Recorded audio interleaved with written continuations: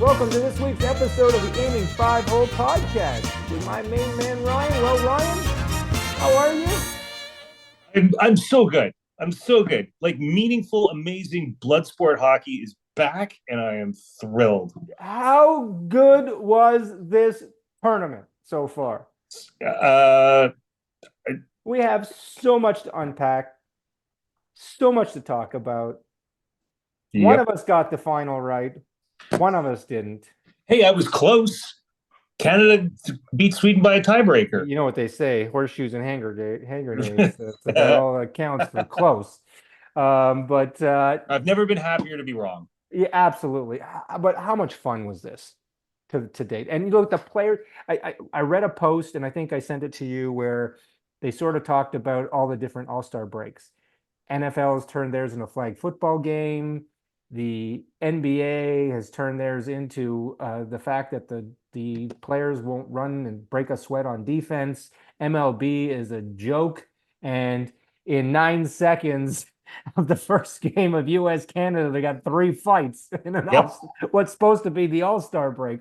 How good is this? This was so much fun. Best on best, the first time since 2016, and it hasn't let down at all. Yeah, you can't call this exhibition hockey, can you? No, no. Both all four countries meant a lot to all of them. It's hard to believe the Swedes thought that, but the way they played. But you know what? This was so much fun. I can't say it enough. I'm so looking forward to tomorrow night. And I wish it was tonight. I wish it was tonight. We've waited to do this podcast till we got all the information. So sorry to our 15 fans out there that have been waiting for us to talk about this, but we got a lot to unpack and we've tried and stick to our 30 minutes. So Let's hit it. let's start with it come out like a bang. Canada, US, Canada, Canada, Sweden. Sweden in the first Canada, game. Sweden. First game goes into overtime. They scored an incredible power play goal to start the game with that spin around backhand pass from Crosby to How good McKinnon, was wasn't it? that?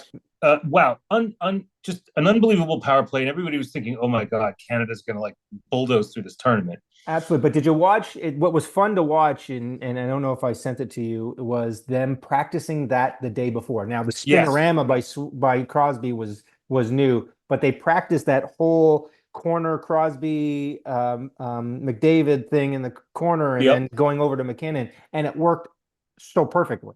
Yeah. So it was so It was good. amazing. Yeah. It was amazing. And then of course they blow the lead, and Mitch Marner scores in overtime. It was a great shot.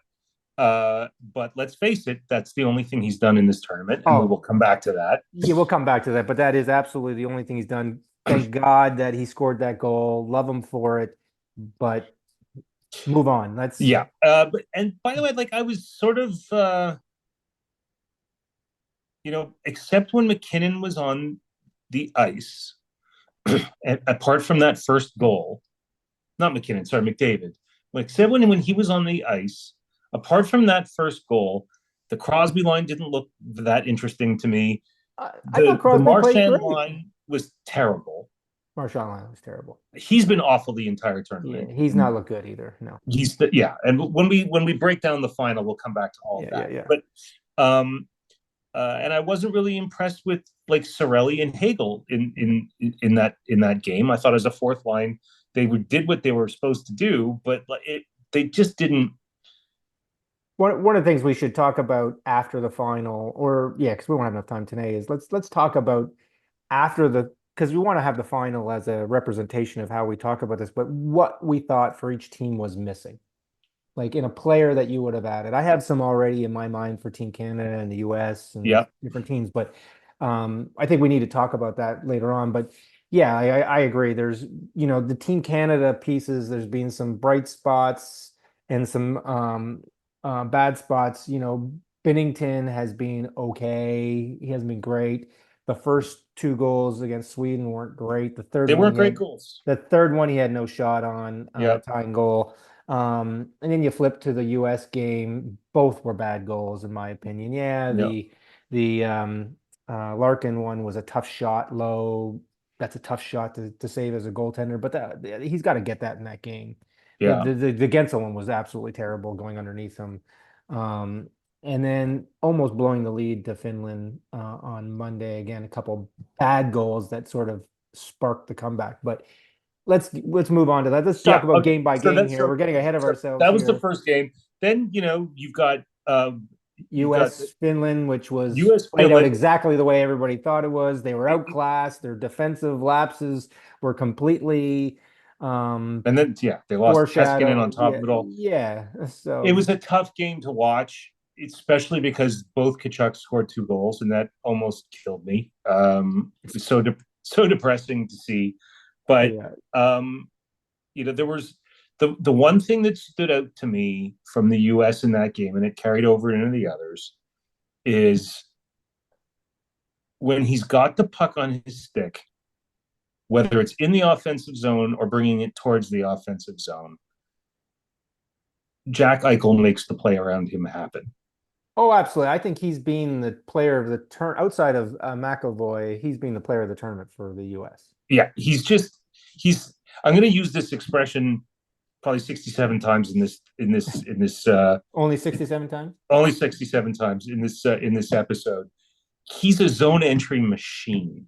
Yeah, he's been Um, good. and it's just like he never has to dump the puck. He always brings it in, sets something up. It doesn't always end up being a scoring chance, but it's never a wasted play. Yeah. He's really turned into an amazing offensive player, and his defensive game is Yeah, yeah. like he back checks like a real center. Oh, the game against Sweden the other night, like he back checked a couple times where it's a nothing game. They're in the final, and if it Yep, wasn't for his back check, it was great. The other player on the U.S. again, other than McAvoy, because it was his game against Canada was so good, shutting down the best players in the world. But Gensel has been. We always knew Jake Gensel was a great player, but he's impressed me, and he stood out for the U.S. team as well. interesting. On a team with Matthews and Kyle Connor has been nowhere, unfortunately. And Brock Nelson's looked out of place in this team. Well, Kochek do you think hasn't done that could anything. impact the trade market for him this tournament? Right, But right, right. I thought the best player, other than Eichel and Hellebuck, obviously, Yeah, I thought the best player for the U.S. in their game against Finland, and then again against Canada was Jacob Slavin. I think like yeah, he's nothing been great. happens around him. Yeah, he's been He's great. where offense goes to die. Yeah, yeah. I think him and McAvoy have been an awesome Yeah, defensively. And by the way, we say that Hellebuck has stood on his head and he's played great. He played okay, but the few goals he gave up were bad. The goal up against Canada was not great. well, It was a dude, great, it was a great goal. I It didn't was a think great he had a goal. chance. I didn't Yeah, think he had a chance on McDavid's goal. McDavid is just so much speed. But his Yeah, goal against the goal they Sweden scored on him wasn't good. The Finnish goals weren't good. Sorry, Sweden. He didn't play against Sweden. The games against yeah. Finnish goal wasn't very good either. He's But kind of like a 95% save percentage, doesn't he? yeah, he hasn't had a lot of shots. The defensive, like we said this from the beginning, their strength was going to be goaltending and defense, and it has Yeah, been. Like they've been able to shut down. But it's going to be interesting without McAvoy tomorrow night. Like, what yeah. does that mean for that team? Jake Sanderson is no McAvoy, right? And No. all the in and outs, and we can get in that in a minute. But so let's Yeah. finish. So then we go to Saturday, Okay, go to and we get Saturday, we get and we get a Swedish Finnish game that, I didn't even watch.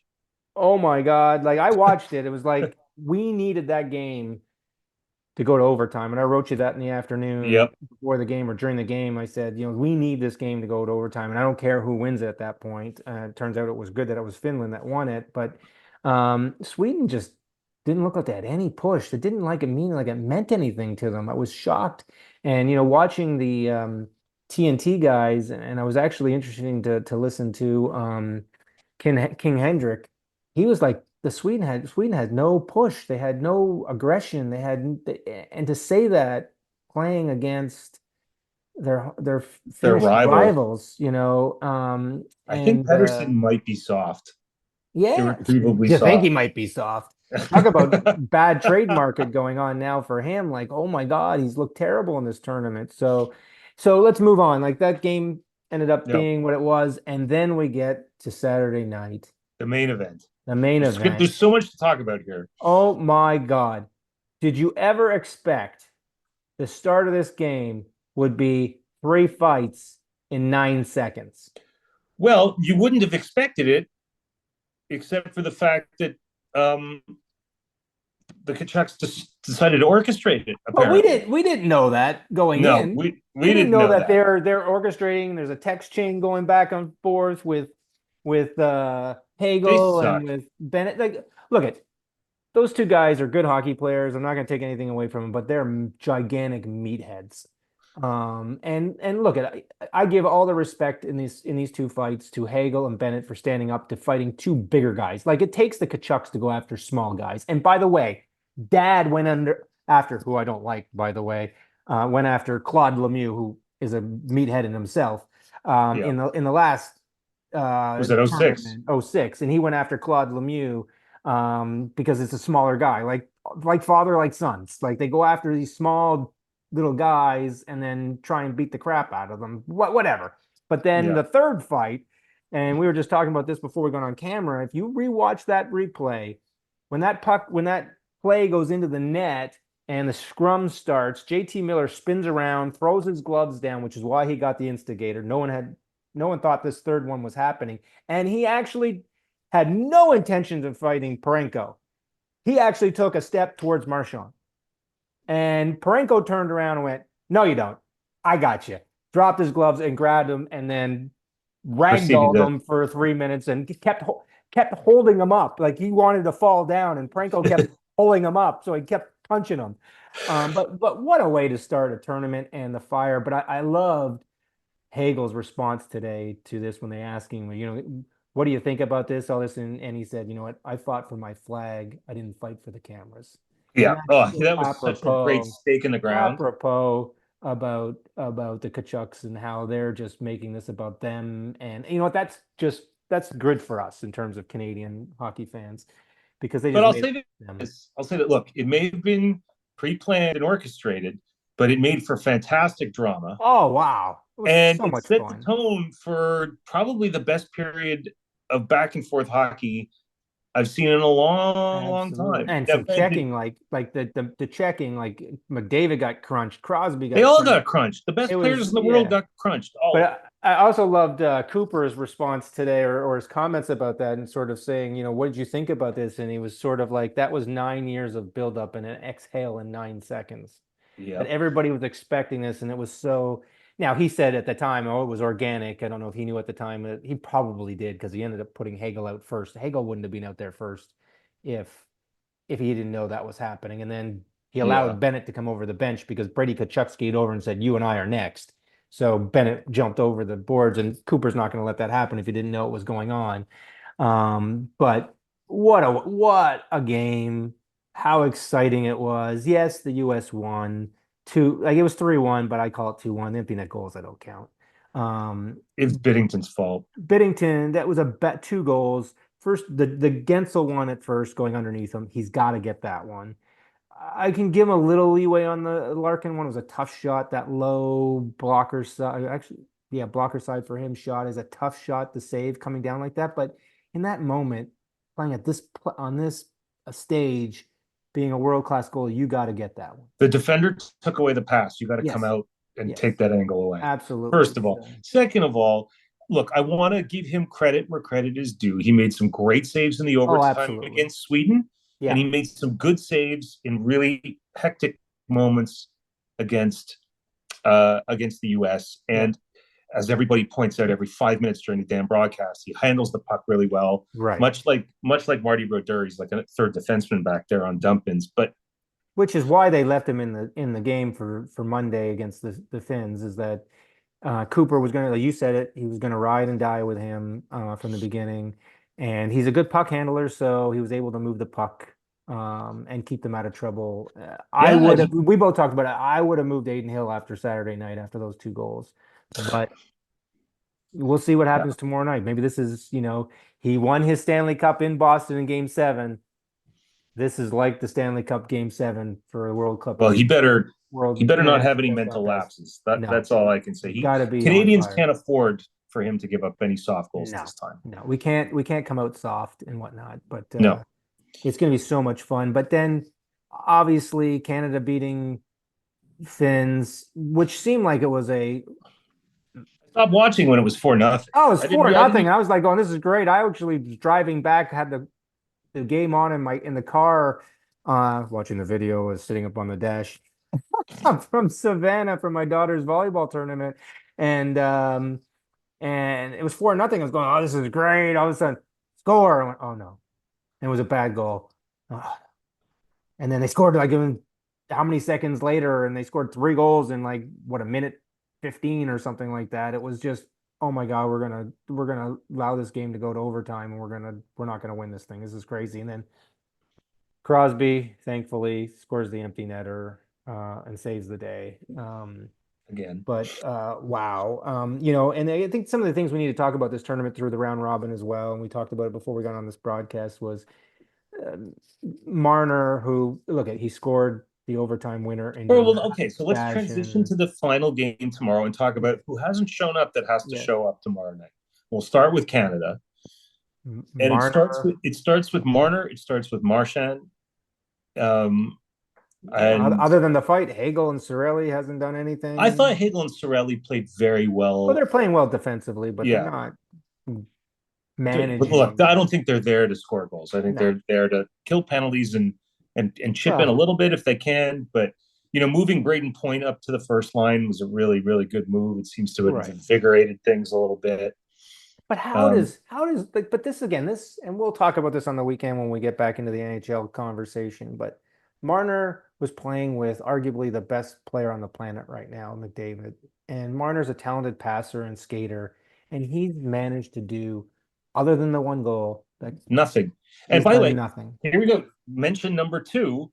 He is normally a zone entry machine. He's a guaranteed zone entry, and he has done nothing in Well, that against the regard. US, I'll say it. He looked scared when the hitting started.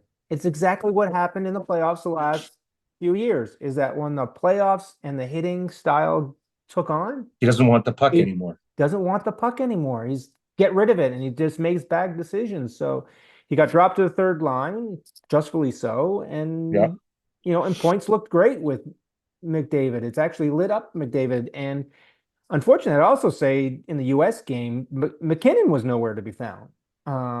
He didn't have a great game against the US, and then he came out against the Finns and showcased himself, and it was thankfully that hopefully that's lit a fire under him, yeah, and hopefully we see him in the finals. So, but I honestly say our defense has actually looked really good.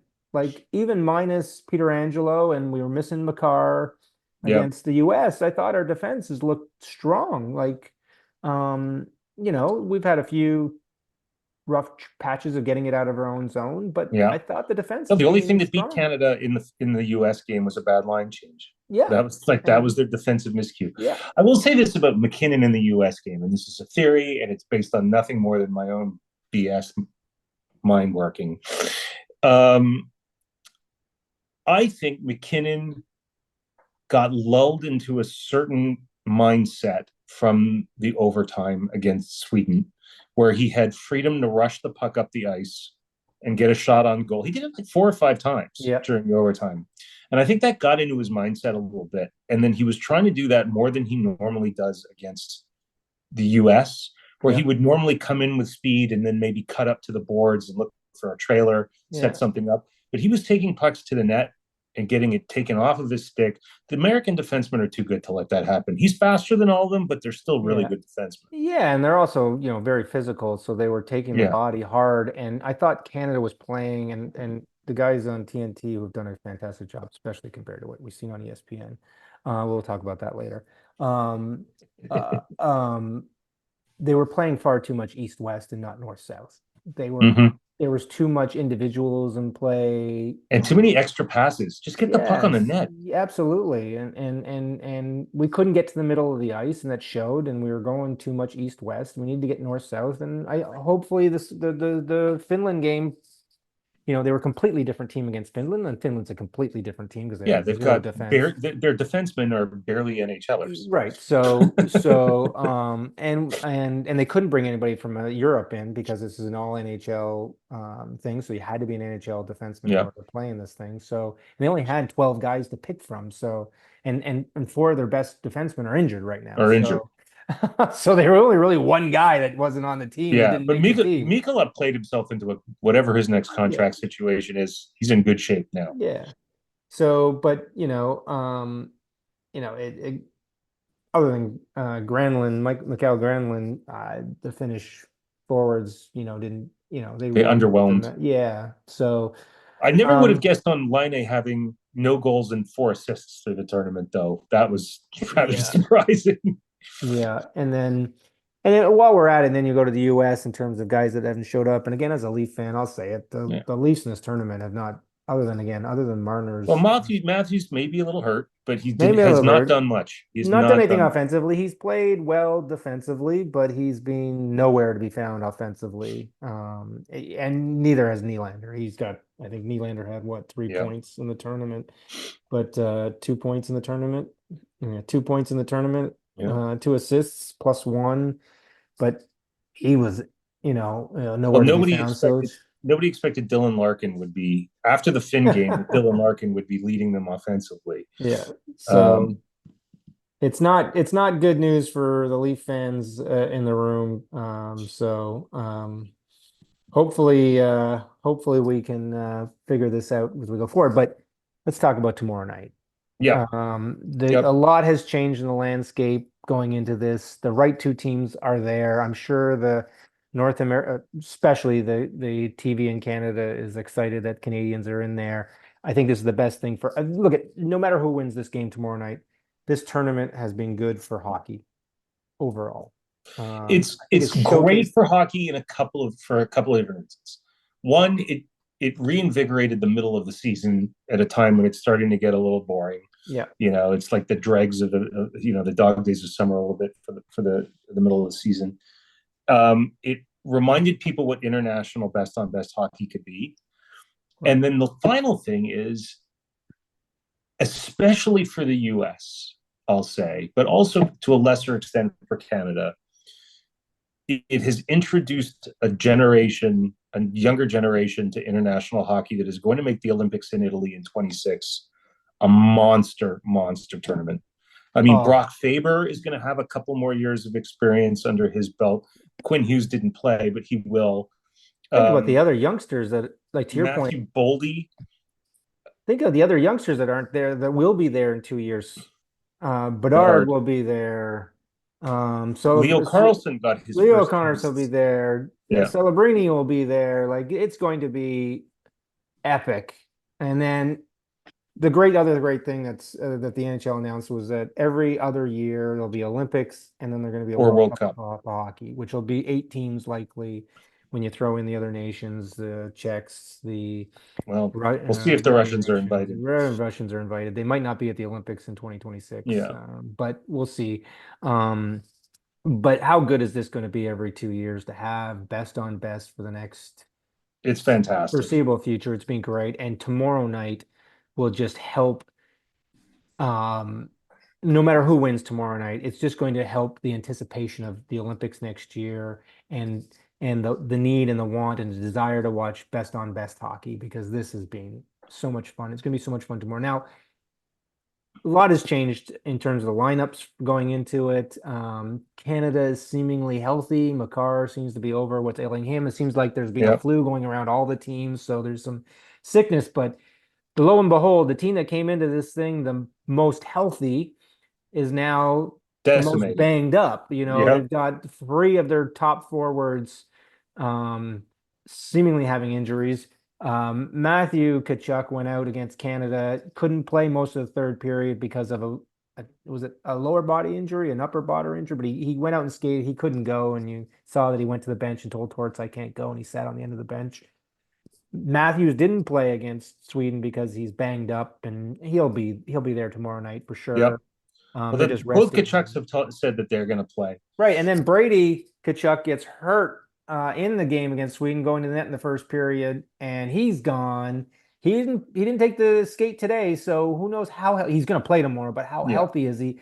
And then the shocker, I think, to everybody is what's happened to McAvoy. They're clearly their best defenseman in this tournament. yeah. I mean, I feel bad. I feel a little bad for the Bruins. It's hard for me to say that Yeah, because because he's going to you be, don't want sounds to like lose he's the going to best be out till defenseman. just before the playoffs. So, Yeah, I mean, um, they say it's a significant injury to the AC joint, which I don't even know what the AC joint is, but anytime they say significant, it sounds serious to me. Yeah, and then he's But got an infection an in the infection from it. shoulder. Yeah, so it all just sounds bad. So hopefully he gets back and is healthy now. If he doesn't get back just before the playoffs, the Bruins might not make the playoffs, and his season could be over. If they start the stretch run without him or Lindholm, they're Yeah, done. they're done. They're done. Absolutely done. Um, but So anyway, back to the then there was so the whole drama with Quinn Hughes. Was he going to fly out to Boston? And then he didn't clear the medical tests in yeah, Vancouver. So Vancouver said, nope, he's yeah. going to stay here. Yeah, yeah, Um, yep. So they've now they've got who would I Pesce Pesce and Tage and Thompson. Tage Thompson are going to be there, but they can't play or practice um Somebody gets hurt. somebody gets hit or sick or whatnot. And hey, like let's give it to Hartle on Team Canada. He went into that game not even taking a warm up. Yeah. You know, Makar actually took the pregame warm up Oh and yeah. couldn't No, go. So Thomas Harley. give him By credit, the and he way, played well. one of us before the tournament was You talking did. about You Canadian called it. defensemen who would You be good called it. replacements, You and called it. Harley came out of left field for me, and you were like, "What are you crazy?" I, And he acquitted himself quite well. you did. And look, I still would have taken Ekblad. And I think Ekblad should have been on this team from the beginning because I just think he's a big body. And now seeing how the And not U.S. Steve. played, and now seeing how the U.S. played, I would have loved to seen him in that lineup, throwing the body and the weight around. But so the dynamic changes a lot tomorrow night. If Kachucks aren't completely healthy, if Matthews isn't completely healthy, not that he's been a factor, but he's been good defensively. But that stretches that lineup out. What's a really deep lineup up front stretches them out and forces other guys to step up and play better. And we just said it, you think of their bottom four, their bottom lines. Kyle Connor, who is a world-class goal scorer, hasn't done anything in this tournament. I would argue Jack Hughes hasn't done anything in this No, tournament Hughes has much. been like Marner, JT invisible. Miller's fought. That's about it. Brock Nelson's been terrible. So this team is gettable. This team is gettable. They again remember they Their beat Canada defense and with their two bad goaltending. goals. Yeah, their That's what's defense and hopeful. goaltending. But you take McAvoy out of that lineup and you add in Jake Sanderson, who's a minus 15 on the season. They're defensively, yeah, Slavin's played great, Hannafin's played well, Faber Faber's has played played great. well. Krasinski, I guess he's played okay. Um, Werenski, he's great. Werenski, yeah, he's great, but I don't think he's played exceptional in this tournament. I guess yeah, he's Well, 5 points, because they but haven't. Well, they haven't gotten a lot of scoring from the back right. end, but they've just Adam been Fox locking has things been down. Adam Fox has been invisible. Yeah, So I think this team is actually gettable. And if Canada's healthy going in and they can play Canadian style hockey and go north south and they can, if McKinnon and McDavid can keep skating and Crosby can keep walking on water the way he is and Point can keep going, I think and if Biddington has a game, I think we have a real shot. And I think my I think. prediction of overtime is not that far off. Well, okay, okay. I remember I said it Here's my beforehand. I said, okay, I'm not concern. going away from that. Canada in overtime. Here's my concern. My concern is that they've been having trouble in third periods, and They fell uh, asleep. No question against Swedes, and they fell asleep against Finland. yeah, so That they've ain't been going to having happen trouble in again. third periods. But what gives me a good feeling is that they've played the Americans already. They have a historically good coach in John Cooper, who has probably been doing nothing but studying film for the last 24 hours of the first game and figuring out multiple ways to attack that defense in transition No question. and figuring out ways to get the defenseman able to move the puck up the ice faster so that more rushes like McDavid's goal in the first game can happen again. Right. Right. I think we are going to see I a think we're going to see different a approach difference from in the Canada. Canadians, and I would be very surprised if they don't score 3 goals in this game. Yeah, and I would also say that one of the things that Canada has always done in every international tournament before they get to the final, they've had some sort of can you say it for me? Adversary? They Uh, have suffered some this adversity. adversity. Thank you. Um, and they had it against the US. So Yeah. hopefully that has changed the dynamic. Like you said, John Cooper is a world-class coach, one of the best in the league. He's going to figure this out. McDavid and McKinnon and Crosby and the gang up there, they're just too good to be shut down for too long. I think even though we lost against the US on Saturday night, I think other than the two bad goals, they played well. They played decently. They didn't play great, and I think they get another gear to go. And Yeah. I think I this is going do to be a really think, look, interesting game. obviously the stars are going to come out to play and they're going to play very well. Yeah. But getting back to something I was saying earlier, the players who haven't shown up that have to show up are Marner and Brad Marchand. They've been both been invisible. I think it's possible Marchand's a little hurt Yeah. he hasn't looked like himself. Um, And it's and in he's a Boston. little There's no way old. they can sit him out. There's no No. way they can sit him out. And you have to play Bennett because they need some roughness, they need some grit. Oh yeah. So I think Seth Jarvis again is the guy that's the odd man out in this game. They're going to address Konechny again. I thought he looked pretty good against Finland. Yeah.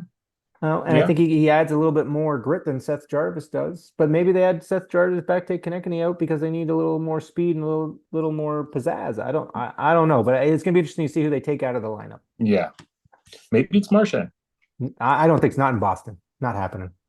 Oh, it'd be great though, wouldn't it? It's not happening. Oh my God, that would make me so It's not happy. happening. It's That not would make me happening. so happy. It's not happening. Now the question mark is and look, I didn't like the Canadian fans booing the American national anthem. I think that's crappy. I didn't hear, somebody told me that Americans did boo the Canadian national anthem on Monday. I didn't hear it. I was watching on my phone, so it was tough for me to hear. Mm. Um, it'll be interesting to see what happens tomorrow night on the Americans and what they do with the Canadian national anthem. Giving it now, it's against the US and Canada. Yeah, I bet Hopefully they they do. don't, but I don't blame them if they do, given what happened in Canada. But I also want to say that the Americans are watching this thing. It's not that they're booing the American national anthem. They're booing Donald Trump. They're booing Donald Trump, and That's his all they were stupidity. booing. That's all they're booing. So it's not about the flag. I'm married to an American. I'm living in the U.S.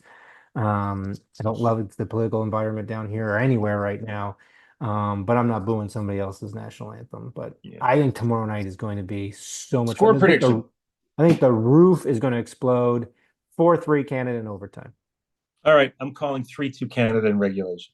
Wow. Okay, good. No, it's going to be so much fun though. What do you think the viewership's going to be? Do you think it's going to break Saturday night? Now, North America on Saturday night, I think the number was somewhere around 10.5 million. That includes Canada, US. That was on I think ABC and on Canada. I think it was on CBC on Saturday night, as well as all the Sportsnet channels. Now it's going to be ESPN, not ABC tomorrow night in the US. Do you think it breaks the 10.5 million North American number? I'm calling 13. Yeah, I was going to say 12 to 13 myself. I think it's going to be 13. I think it's a Thursday night, not a Saturday night. Yeah. And I feel like there was so much great press from the first game. It got Yeah. a lot of people who haven't watched a lot of hockey, I think, tuned in for that and Yeah. will tune in again. Yeah, I think I think the fights just created so much buzz. I think the Canada US what's going on between the two countries right now has just created so much intensity and so much buzz that I think the proliferary fans right now are tuning in. I think this is Yep. just no, and everybody's going to want to see what happens to start this game. Will they do? I don't think there'll be three fights to start this game. I think if the game gets out of control, if it ends up 4-1, 5-1 for one of the teams, and I think it happens again, I think there's lots of fighting going on. But I don't think the start of the game is going to be the No, same way. I I think they're going don't. to want to get down to the game and get going and look, I think it's going to be physical. I think it's going to be fun to watch, but I don't think there's going to be fighting unless the game gets out of control in the third period. Yeah, I agree. I think the first couple shifts you're going to see a couple of big time hits, Right. but I It's don't going to think it's feel going to. like a game seven. There's going to be lots of pushing and shoving at the whistle. Yeah, And intensity is going to be there, no question. Both countries want this badly. Canada's won 6 of the last 8 international best on best tournaments. The Americans want to prove they've taken a step above them. Canada wants to keep the crown. And whatever happens, this is going to be fun. So I let's can't enjoy wait. it. Let's go. Let's go, Canada. Let's do this. I'm even skipping playing hockey tomorrow night so I can watch this game. Well, my league push the game back from 8:30 to Well, 9:15 you live West in the Coast time. West. I don't have that. I don't That's have that right. extra So 3 hours to bear. So, it just means I can't have a couple of beers during the game, though. Oh well, well, I'll live. I'll I'll have live. them for you. All So right. let's go this. Do this for our fans out there. We are going to try and do another one after the final, maybe Friday or Saturday. So you'll have another aiming 5 hole podcast before we get back to our regular scheduled programming of the NHL. So what we probably do, we'll do a recap of the final, and we'll start talking about the back half of the NHL season as we get going towards the Stanley Cup final. But before we get there, Canada US tomorrow night, four nations face off. How good is this going to be? Let's I'm go. counting the hours. I'm counting the hours. Let's go. See you All later right, tomorrow, man. bud. Can't wait. Talk to you on text. All See you right, later. bud. Bye bye.